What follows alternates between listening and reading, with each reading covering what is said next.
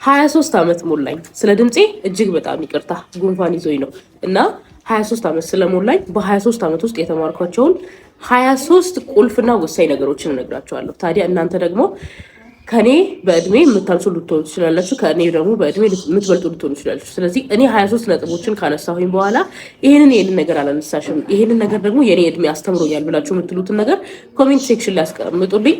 ሰብስክራይብ በማድረግ ጀምሩ እስቲ ዛሬ እና 213 ፋሚሊ ደርሰናል፣ ሰብስክራይበር ማለት ነው። እና ቪዲዮ አፕሎድ ማድረግ ከጀመርኩኝ ዛሬ 15ኛ ቀኔ ነው። ታዲያ 213 ደርሰናል። እስቲ ቀጣይ በ15 ደግሞ እስቲ 500 ገብተን እንደሰት ሴሌብሬት እናርግ። እጅግ በጣም አመሰግናለሁ ሰብስክራይበሮቼ። አንደኛና የመጀመሪያ የተማርኩት ነገር ስለ ራስ እንጂ ስለ ሌላ ሰው ማወቅ እንደማይቻል ተምሬያለሁ። ልክ እናንተ ስለ ሰው አውቃለሁ ብላችሁ እኔ ስለኔ ልንገራችሁና እኔ በጣም ስለ ሰው አውቃለሁ ብዬ ማስብ ሰው ነኝ። ያ ሰው አንድ ሰው ከነገረኝ ያ ነገር እውነት ነው ብዬ ማምን ሰው ነኝና ለዛ ሰው እጅግ በጣም እከራከራለሁ። እንደዚህ እኮ ነው ሲባል ኖ ብዬ ግትር ብዬ በጣም ነው የምከራከረው። ነገር ግን ያ ነገር ደግሞ ብዙ ጊዜ ዋጋ አስከፍሎኛል። ትክክል አይደለሁም በመጨረሻ ላይ ማለት ነው። ስለዚህ ስለ ራስ እንጂ ስለ ሰው ፉል ኮንፊደንት ሆኖ መንገርም ማወቅን እንደማይቻል ተምሬያለሁ። ሁለተኛው ደግሞ ከሰው ከመጠበቅ ይልቅ ፈጣሪን ብንጠይቀው አብዝቶ እንደሚሰጠን ተምሬያለሁ። በእውነት ነው የምላችሁ። በቃ ሰውን እየጠየቅን በሰው ተስፋ እያደረግን ያንን ሰው ደግሞ እየጠበቅን ከምንቆይ ፈጣሪን ብንጠይቀው ፈጣሪ አብዝቶ የሚሰጥ አምላክ እንደሆነ ተምሬያለሁ ማለት ነው። ሶስተኛ ለዓላማ መጽናት ከግብ እንደሚያደርስ ተምሬያለሁ። በቃ አንድን ነገር ትጀምራላችሁ፣ ከዛ ያን ነገር ዓላማችሁ አድርጋችሁ በጣም በቃ በደንብ ስትይዙት ያ ነገር ወደ ግብ እንደሚደርስና እጅግ በጣም ደስ የሚል ሪዛልት እንዳለው ተምሬያለሁኝ ማለት ነው። አራተኛ ከፍታም ቢሆን ዝቅታ ቋሚ እንዳልሆነ፣ የሆነ ሰዓት ላይ በጣም ከፍ ብሏል ብላችሁ የምታከብሩት ሰው የሆነ ሰዓት ላይ ደግሞ ዝቅ ብሎ የሚንቋሸሽ ሰው ሊሆን ይችላል።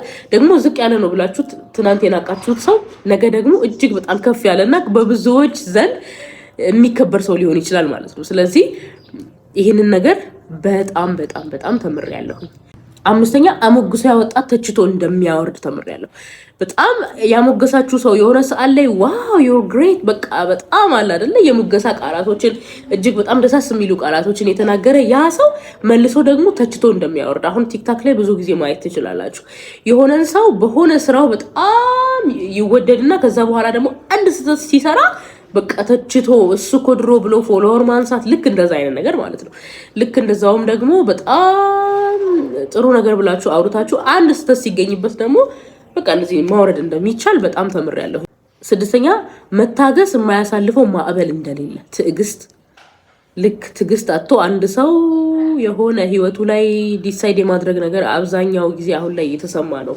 በድሮ ጊዜ እንግዲህ ውጤት ሲጠፋ እንኳን ሰዎች ራሳቸውን ለማጥፋት በጣም እንትን ይላሉ።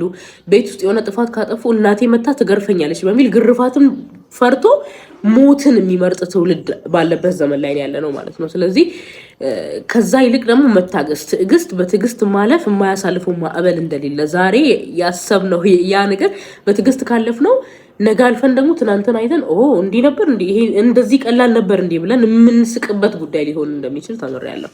ሰባተኛ ለራስ ከምታስበው ይልቅ ፈጣሪ የሚያስብል እጥፍ እንደሆነ ተምሬያለሁ ማለት ነው። እኔ ለራሴ እንደዚህ ብዬ ፕላን ከማድረገው ከማስበው ይልቅ ፈጣሪ የሚያስብልኝ እጅግ በጣም እጥፍ እንደሆነና የሚሰጠኝ ነገር እኔ ከማስበው በላይ እንደሆነ በጣም ተምሬያለሁ። ስምንተኛ ባላደርጋቸው ብሎ ባለፈው ከመቆጨት ይልቅ የሚመጣውን ነገር እያሰብን መደሰቱ እጅግ በጣም እንደሚሻል ተምሬያለሁ። ምክንያቱም ያለፈውን ነገር እያሰቡ ጊዜ ከማባከን እድሜ ከማባከን ይልቅ ወደፊቱን ደግሞ ይሄ ስህተት ነው ስለዚህ ይሄንን አላደርግም ብሎ ከዛ ስህተት መማሩ በጣም እንደሚሻል ተምሬያለሁ። ዘጠነኛ ለሰው መልካም ማሰብም ሆነ ማድረግ መልሶ እንደሚከፍል ተምሬያለሁ። በእውነት ይሄ በጣም በቃ ሜን ፖይንቴ ነው ማለት ነው።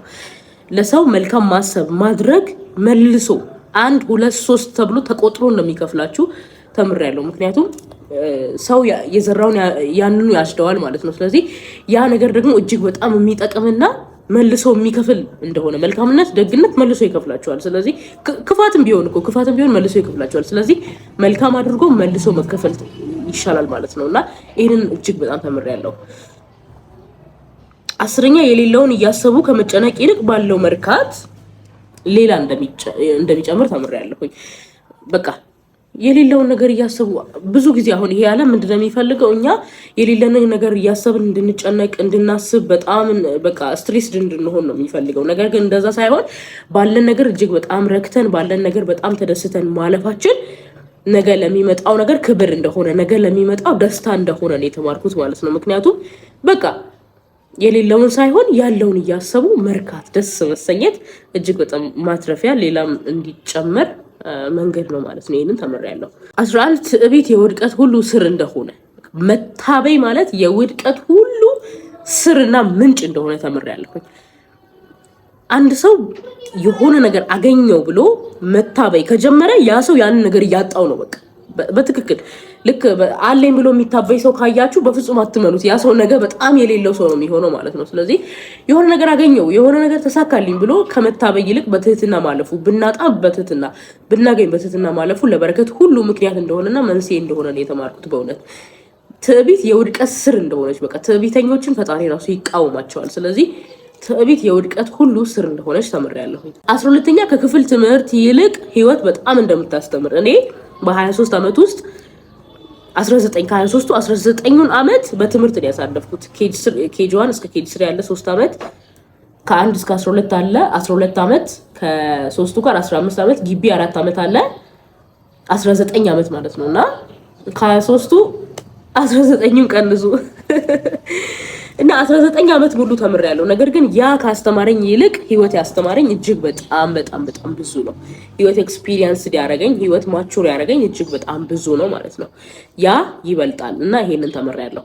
13 እድሜ እየጨመረ ሲሄድ አስተሳሰብም እየጨመረ እንደሚሄድ በጣም ተምሬያለሁ። እኔ 15 ዓመቴ የነበረ ያሰብኩትን ነገር አሁን ላይ ሳስበው ቆም ብዬ ሳስበው እጅግ በጣም ያስቀኛል። ለምን ይሄንን ነገር ለምን አሰብኩት ብዬ ሁላ እስቃለሁ በራሴ ማለት ነው። ምክንያቱም በቃ አለ አይደለ ያኔ እድሜያችሁ በደረሰው ደረጃ ልክ ነው የምታስቡት እና አሁን እድሜያችሁ እየጨመረ ሲሄድ አስተሳሰባችሁን በጣም ጨምሮ ያንን ነገር ትፎግራላችሁ ያኔ ያሰባችሁትን ነገር ማለት ነውና አስተሳሰብ እንደሚጨምር ተምሬያለሁኝ። 14 ትዳር ከፈጣሪ የሚሰጥ ውድ ስጦታ እንደሆነ ማለት ነው። በእግዚአብሔር ቀን የሚሰጥ ነገር እንደሆነ ተምሬያለሁኝ።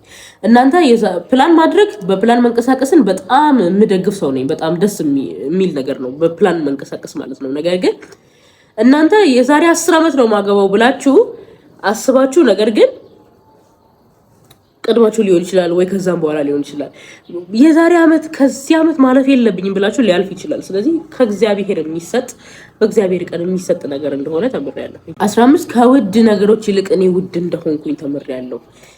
በቃ ውድ ነገሬን ውዴን እኔን ሽጬ ውድ ነገር አልገዛበትም። ምክንያቱም በጣም ውድ ናቸው ከምላቸው ነገሮች ሁሉ የኔ ህይወት እኔነቴ ውድ እንደሆነ ተምሬያለሁ በዚህ ምድር ላይ ማለት ነው። እኔ በጣም ውድ ነኝ። ነገር ግን ውድ ነገር ለመግዛት ብዬ ውድ የሆነውን እኔነቴን ውድ የሆነውን ሰውነቴን አልሸጥም ማለት ነውና ውድ እኔ እንደሆንኩኝ ተምሬያለሁ። 16 አስመሳይ ከመሆን ይልቅ አላዋቂ መሆን በጣም እንደሚሻል ተምሬያለሁ። አስመሳይ ሆኖ በቃ ያስመሰሉ ከመኖር ይልቅ አላዋቂ ሆኖ ሞኝ ነሽ መባሉ በጣም እንደሚሻል ተምሬያለሁ። ምክንያቱም አስመሳይ ሰዎች የሆነ ሰዓት ላይ መጋለጣቸው አይቀርም፣ በቃ ይጋለጣሉ። ነገር ግን ከዛ ሁሉ አላዋቂ ሆኖ ሞኝ ሆኖ መኖር ይሻላል ማለት ነው። ያስመሰሉ ከመኖር በሰው ደስታ አይደሰቱም እኮ ግን እንደሚደሰቱ ማስመሰል በቃ አለ አይደል? አስመሳይ ሰዎችን ታቋቸዋላችሁ እና ከነሱ ይልቅ አላዋቂ ሆኖ መኖር እንደሚሻል ነው የተማርኩት ማለት ነው። 17 ደግሞ በሰው ከፍታ የሚቀና ሰው እየቀና ይኖራል እንጂ መቼም እንደማያልፍለት ተምሬያለሁ። በሰው ከፍታ ይቀናል፣ ደስ አይለውም። ስለዚህ የተሳካለት ቢመስላችሁ እንኳን ያ ሰው የሆነ ሰዓት ላይ ይወድቃል። በፍጹም በሰው ደስታ በሰው ከፍታ የሚቀና ሰው አያልፍለትም። 18 ፈርሃ እግዚአብሔር መሆን ለህይወት ስኬት እጅግ በጣም ወሳኙና ቁልፍ መንገድ እንደሆነ ተምሬያለሁ። ብዙ ሰዎች ፈርሃ እግዚአብሔር አይደሉም፣ ነገር ግን ሊሳካላቸው ይችላል። ከሙሉ ደስታ ጋር አይደለም። ነገር ግን ፈርሃ እግዚአብሔር ሆነ የሚሳካልህ ስኬት እጅግ በጣም ደስ የሚልና የሚያስደስት አንተንም የሚያረጋጋና ደስ የሚል ነገር ነው ማለት ነው። ስለዚህ ፈርሃ እግዚአብሔር መሆን ለህይወት ስኬት አንደኛው ነገር እንደሆነ እጅግ በጣም ተምሬያለሁ ማለት ነው። 19 ግትር ሆኖ ከመከራከር ይልቅ መሸነፍና ይቅርታ መጠየቅ ለህይወት ሰላም እጅግ አንደኛና ዋና ደስ የሚል ነገር እንደሆነ ተምሬያለሁ ማለት ነው። የሆነ ነገር በቃ ግትር ሆኖ ከመከራከርና እልህ ውስጥ ከመጋባት ሌላ ታሪክ ውስጥ ከመጋባት ይልቅ በቃ ተሸንፎ እሺ በቃ ይቅርታ ማለት በቃ ህይወትን የሚያቀል ነገር እንደሆነና ከመከራከር ይልቅ ደግሞ እሺ ብሎ ይቅርታም ከጠየቁ በኋላ ቀስ አድርጎ ማስረዳቱ እጅግ በጣም እንደሚጠቅም ተምሬያለሁ። 20ኛ የማያምኗችሁን ሰዎች ለማስረዳትና ለማሳመን ከመታገል ይልቅ ከሚያምኑ ሰዎች ጋር ወደፊት ማለቱ በጣም እንደሚሻል ተምሬያለሁ። አሁን ልክ ለምሳሌ እኔ 23 ዓመቴ ነው ስል አንቺ አሮጊት የሚል ሰው በጣም ብዙ ነው ማለት ነው። ስለዚህ ነገር ግን እናንተን እያስረዳው ጊዜን ከምፈጅ ይልቅ ከሚያምነኝ ሰው ጋር ከሚያቀኝ ሰው ጋር ወደፊት መሄዱ ይሻላል ማለት ነው። እሱን በጣም ተምሬያለሁ። ልክ እንደዛውም በሌላ ነገር ማለት ነውና የማያምናችሁን ሰዎች እያስረዳችሁ አትታገሉ። ከሚያምናችሁ ሰው ጋር ወደፊት መሄዱ ይሻላል። አንደኛ በሞኝነት የተመኛችሁት ነገር ቀኑን ጠብቆ እንደሚሰጣችሁ ተምሬያለሁ። መልካምም ይሁን ክፉ ሰው የአፉን ፍሬ አይደለም የሚበላ። ስለዚህ በሞኝነት እናንተ ያሰባችሁትን ያመናችሁበትን ነገር ቀኑን ቆጥሮ ክፉም ቢሆን መልካሙም ነገር እንደሚደርስባችሁ ተምሬያለሁ ማለት ነው። እንደሚደርስብኝም ተምሬያለሁ ማለት ነው። ስለዚህ ብዙ ጊዜ ያው መልካምን ማሰብ፣ በአፋችን መልካም ነገር ማድረግ፣ መልካም ነገርን መመኘቱ ይሻላል ማለት ነው። አለበለዚያ ግን ክፉ ነገር ተመኝተን ክፉ ነገር ከሚደርስብን መልካሙን ተመኝተን መልካም ነገሩ ቢደርስብን ይሻላል ማለት ነው። 22ኛ አመስጋኝ መሆን የበረከቶች ሁሉ ምንጭ እንደሆነ ተምሬያለሁኝ ማለት ነው። አመስጋኝ መሆን ስለተደረገልን ነገር ማመስገን፣ ስላልተደረገልን ነገር ማመስገን፣ ስለ ሁሉም ነገር አመሰግናለሁ፣ እየወጡ እየገቡ አመሰግናለሁ ብሎ መኖር በቃ እጅግ በጣም አስፈላጊና ወሳኝ ነገር ነው ማለት ነው። የማያመጣው በረከት የለም። በእውነት ማመስገን ማለት በቃ የበረከታችሁ ቁልፍ ነው። ልክ እንደዚህ በሩን ከፍቶ ሰው ቁልፍ ያለው ሰው በሩን ከፍቶ እንደሚገባ ሁሉ የሚያመሰግን ሰው ወደ የትኛውም በረከት በሩን እየከፈተ ነው የሚገባው ማለት ነው። ስለዚህ ማመስገን እጅግ በጣም አስፈላጊና ወሳኝ ነገር እንደሆነ ተምሬያለሁ። እናንተ 23 ሲባል ዝም ብሎ ለቁጥሩ ትንሽ ይመስላል እንጂ ይሄንን ሁሉ ብዬ እስካሁን አላለቀም። ኤኒዌይስ 23ኛዋንና የመጨረሻዋን ፖይንት ልንገራችሁ። 23ኛውና እኔ የተማርኩት ነገር ሌላም ብዙ የተማርኳቸው ነገሮች አሉ እኮ ግን ዋና ናቸው ብዬ የማስባቸው ነገር ነው ለእናንተ ያቀርብላችሁ የወሰንኩት። ምክንያቱም የ24 25 እያለ 50 ሲሞላ እንግዲህ 50 ነገር እነግራችኋለሁ እግዚአብሔር ካኖረኝ ከፈቀደ ማለት ነውና 23ኛውና የመጨረሻው ምንድነው? ሚስጥር ከራስ አልፎ ለአንድ ሰው እንኳን ከተነገረ ሚስጥርነቱ እንደቀረና የአደባባይ እንደሆነ ተምሬያለሁ። በቃ ሚስጥርነቱ ቀርቷል። ምክንያቱም አትንገረው ብዬ በነገርኩት አትንገረው ብሎ ነገረው እንደሚባለው ማለት ነው። ስለዚህ አትንገረው ብላችሁ የነገራችሁት ሰው አትንገረው ብለው እንደሚነግረው በጣም እርግጠኛ መሆን አለባችሁ። ስለዚህ ሚስጥርነቱ የዛን ቀን ከናንተ አጠገብ ወጥቷል ወይም ደግሞ ጠፍቷል ማለት ነው። ይሄንን ነገር ተምሬያለሁኝ። አላርዝምባችሁ ከዚህ በላይ በጣም አመሰግናለሁ። ሰብስክራይብ ማድረግ እንዳይረሳ። አሁንም አመሰግናችኋለሁ። እንግዲህ እንቀጥል ወደፊት ባይ